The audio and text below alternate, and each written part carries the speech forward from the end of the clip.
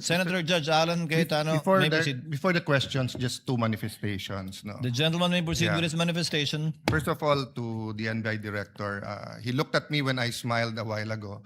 I wasn't laughing at you or anyone. Nung sinabi mo lang 6'7" kasi, yung or 7'6", mga pamangking ko, basta't sinabing 6'7", nagtatawanan na. Naintindihan ko po. I Nakita ko hope po you kayo weren't, doon.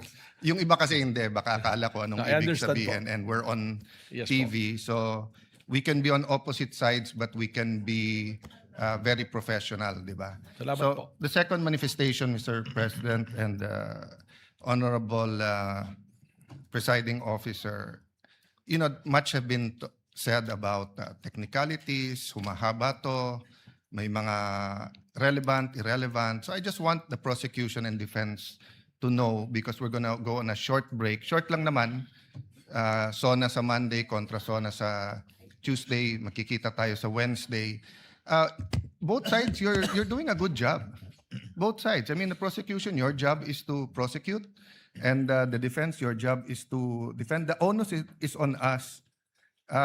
May tinatawag na defense senator judge, may tinatawag na prosecution senator judge. Wala pa akong impeachment dito na hindi nangyari yan. 'Di ba? Ang importante, hindi lang yung resulta, but yung proseso. And I always say, democracy is messy. If you want a dictatorship, it's less messy, but it's a dictatorship. May problema. You want a democracy, it's not, di ba? Having said that, I have a lot of questions, but I want to show Senator Raffy Tulfo some good faith, because he always shows me good faith when we're in the lounge.